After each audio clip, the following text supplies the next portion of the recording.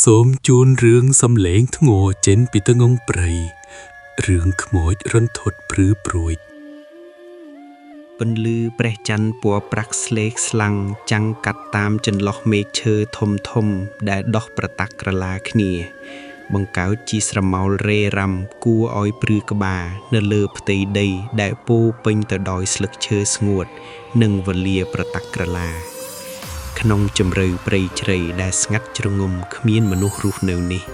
សំឡេងសត្វល្អិតយំជារ៉េតហាក់ដូចជាបទភ្លេងនៃសេចក្តីស្លាប់ដែលកំពុងដាស់ស្មារតីអ្នកដារណាឲ្យមានការប្រុងប្រយ័ត្នជានិច្ចសុខាដែលជាបុរសមាត្មាម្នាក់មានស្មារតីរឹងមាំបានចាប់កាន់ដៃស្រីនីយ៉ាងជាប់មិនលែង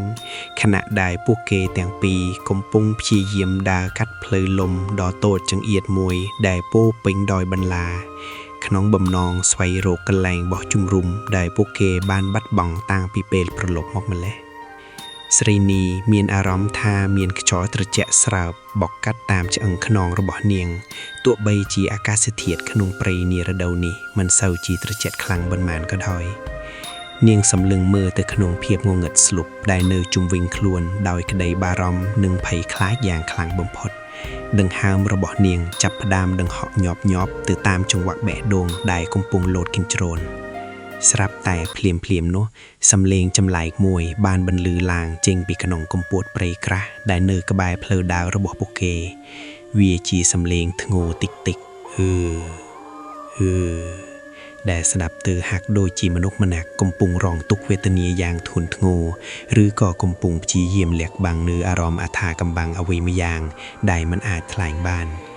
សុខាបញ្ឈប់ចំហៀនភ្លាមភ្នែកដ៏មុតស្រួយរបស់គេសម្លឹងត្រង់ទៅរកប្រភពនៃសំឡេងអថាកំបាំងនោះដោយមិនដាក់ភ្នែក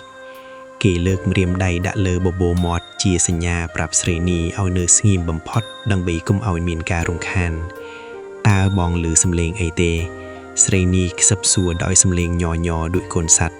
ដៃរបស់នាងដែលកំពុងកាន់ដៃសុខាចាប់ដើមចិនញើសត្រជាសើមជោគ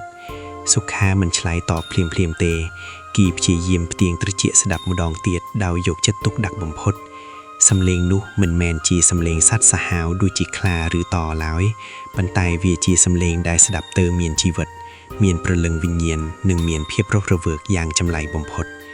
ខណៈដែលពួកគេទាំងពីរកំពុងផ្ដោតអារម្មណ៍ទៅលើសំឡេងធ្ងរដ៏ព្រឺព្រួចនោះនៅពីក្រោយដើមជ្រៃធំមួយដែលមានអាយុកាលរាប់រយឆ្នាំដែលនៅមិនឆ្ងាយពីពួកគេប៉ុន្មានមានភ្នែកមួយគូកំពុងសម្លឹងមើលមកពួកគេយ៉ាងមុតខ្លាបំផុតអ្នកលួចមើលអថាកំបាំងនោះបានលឹកខ្លួនយ៉ាងជិតក្នុងស្រមោលងងឹតបំផុតនឹងហាមរបស់គេវែងនិងធ្ងន់ដែលពោពេញទៅដោយភាពអត់ធ្មត់ប៉ុន្តែគេព្យាយាមមិនឲ្យមានសំឡេងសូម្បីតែបន្តិចបន្តួចបំផុតដើម្បីកុំឲ្យចំណៃដឹងខ្លួនគេសង្កេតមើលគ្រប់ចលនារបស់សុខានិងស្រីនីដោយក្តីចង់ដឹងចង់ឃើញនិងមានបំណងអាក្រក់មួយយ៉ាងបង្កប់ជ្រៅក្នុងចិត្តរបស់គេសម្រាប់គេព្រៃដ៏ធំល្វឹងល្វើយនេះគឺជាផ្ទះនិងជាកន្លែងលេងកម្សាន្តផ្ទាល់ខ្លួន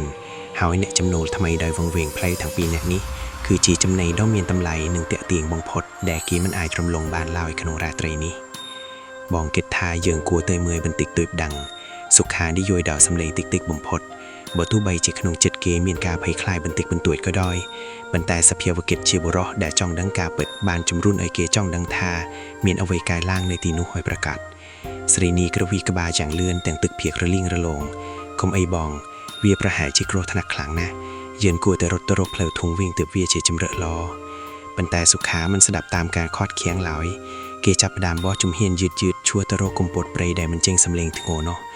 រាល់ជំហាននីមួយដែលគេដើរទៅមុខសំឡេងស្លឹកឈើស្ងួតបែកក្រឹបមិនលឺឡើងយ៉ាងច្បាស់ជះឥទ្ធិពលដល់ភាពស្ងាត់ជ្រងំនៃរាត្រី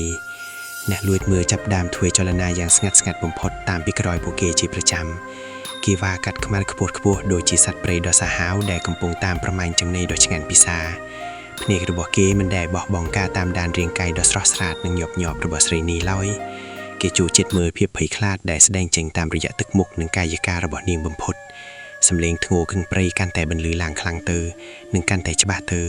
នៅពេលដែលសុខាខិតជិតដល់មាត់រណ្ដៅងងឹតមួយដែលត្រូវបានបិទបាំងដោយមេឃឈើនិងវលា នៅពេលដែលសុខាឈោងដៃទៅទៀងមេឈើទាំងអស់ចេញដើម្បីមើលឲ្យឃើញច្បាស់នៅអ្វីដែលនៅក្នុងរណ្ដៅនោះស្រាប់តែមានខ្យល់កន្ត្រាក់បក់នកយ៉ាងខ្លាំងមួយប្រៅយ៉ាងគំហុកធ្វើឲ្យចង្គៀងបំភ្លឺភ្លើដែលគេកាន់ក្នុងដៃរលត់ងងឹតឈឹងភ្លាមភាពងងឹតសូនស៊ុងទាំងស្រុងបានជួលមកគ្របបណ្ដប់នៅលើពួកគេភ្លាមដោយគ្មានការព្រមានទុកជាមុនស្រីនេះស្រែកឡើងដោយក្តីទុកស្លុតជាពុនពេកហើយក្នុងពេលជាមួយគ្នានោះដែរសំឡេងធ្ងរដែលធ្លាប់តែឮពីចម្ងាយបែរជាមកបន្លឺឡើងនៅក្បែរត្រចៀករបស់នាងយ៉ាងត្រជាក់ស្រាបនិងញាក់សាច់បំផុតជួយធៀមផងអ្នកលួចមើលបានមកដល់ក្បែរពួកគេហើយគេកំពុងឈរនៅចន្លោះពួកគេទាំងពីរក្នុងភាពងងឹតស្លុបសុខាមានអារម្មណ៍ថាឈាមក្នុងខ្លួនរបស់គេប្រែជាត្រជាក់ស្រេបភ្លាមហាក់ដូចជាមានទឹកកកមកចាក់ស្រោចពីលើក្បាលក្នុងពេលដែលម្រាមដៃរឹងកំព្រឹសនោះចាប់ច្របាច់កដៃរបស់គេយ៉ាងណែនរហូតដល់ឈឺដល់ឆ្អឹងភាពងងឹតជុំវិញខ្លួនដែលធ្លាប់តែស្ងប់ស្ងាត់ឥឡូវនេះបែរជាកាន់តែក្រាស់ទៅនិងមានក្លិនឆ្អាបដូចជាសាច់សត្វស្អុយរលួយដែលបានងាប់ជាច្រើនថ្ងៃមកហើយសុខាព្យាយាមប្រមូលសតិដែលកំពុងតែខ្ចាត់ខ្ចាយរួចស្រែកហៅសង្សារខ្លួនតែងសំឡេងញ័រទៅត្រើកស្រីនេះរត់ចេញពីទីនេះឲ្យឆាប់ប៉ុន្តែអ្វីដែលគេទទួលបានមកវិញគឺមានតែភាពស្ងៀមស្ងាត់ដកគួរឲ្យរន្ធត់និងសំឡេងដកដង្ហើមធំដែលចេញមកពីអ្នកដែលឈរនៅកណ្ដាលពួកគេនៅម្ខាងទៀតស្រីនេះកំពុងតែឈរថ្មឹងភ្នែកទាំងគូរបស់នាងបើកធំសម្លឹងមើលទៅក្នុងភាពងងឹតដែលនាងមិនអាចមើលឃើញសម្បីតែស្រមោលរបស់សុខា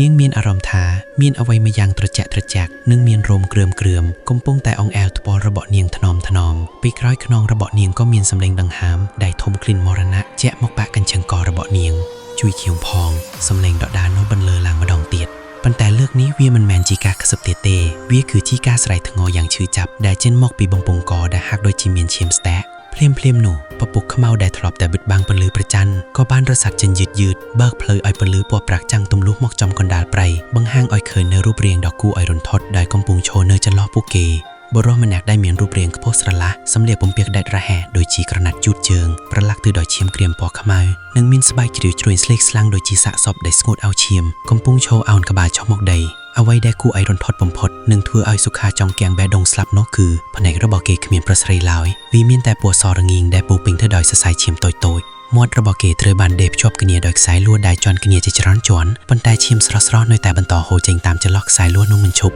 សុខាព្យាយាមរើបំរាស់អស់ពីកម្លាំងកាយប៉ុន្តែដៃដែលចាប់គេនោះរឹងដូចជាដៃថែបដែលដុតក្នុងភ្លើងនរកអញជាអ្នកណាចង់បានអ្វីពីពួកយើងសុខាសួរទៀងទឹកភ្នែកហូរដោយភាពភ័យខ្លាចបំផុតក្នុងជីវិតអ្នកលួចមើលនោះងើបក្បាលឡើងយឺតភ្នែកពណ៌សរបស់គេសម្លឹងមើលទៅសុខាដែលភាពអាណិតអាសូរដល់ចម្លែកគេមិនបានឆ្លើយជីភិកសម្ដីឡើយប៉ុន្តែគេបានលើកដៃដែលពោពេញទៅដោយដំបៅចង្អុលទៅកាន់ដើមឈើធំមួយដែលស្ថិតនៅពីក្រោយពួកគេមិនដល់5ម៉ែត្រផងស្រីនាងងាកទៅមើលតាមរាមដៃនោះនាងក៏ស្រែកយំយ៉ាងរន្ធត់រហូតដល់សន្លប់បាត់ស្មារតីភ្លាមព្រោះនៅទីនោះមានសាកសពពីរដែលមើលទៅដូចជាពួកគេទាំងពីរនឹងបែបបិទកំពុងតែភៀវកកដែលលេមេឈើធំខោអាវដែលសាកសពពាក់កាប៊ូដែលសាកសពស្ពាយគឺជារបស់ដែលពួកគេកំពុងប្រើប្រាស់នៅពេលនេះទាំងអស់សាកសពទាំងនោះមានសភាពរលួយខ្លះៗទៅហើយដែលបញ្ជាក់ថាពួកគេបានស្លាប់នៅទីនេះជាច្រើនថ្ងៃមកហើយសុខាស្រឡាំងកាំងភ្នែករបស់គេសម្លឹងមើលទៅសាកសពខ្លួនឯងដែលកំពុងយល់ទៅយល់មកតាមកម្លាំងខ្យល់ការពិតដ៏ជូរចត់និងគួរឲ្យខ្លាចបំផុតចាប់ផ្ដើមលេចចេញមកពួកគេមិនមែនទើបតែមកដល់ព្រៃនេះក្នុងយប់នេះទេប៉ុន្តែពួកគេបានបាត់បង់ជីវិតនៅទីនេះតាំងពីយប់ដំបឹងដែលពួកគេបានចូលមកអ្នកលួចមើលដែលពួកគេខ្លាចរអានិងគិតថាជាឃាតករនោះតាមពិតទៅគឺជាវិញ្ញាណអ្នកថែរក្សាព្រៃដែលព្យាយាមដាស់តឿនព្រលឹងដែលវង្វេង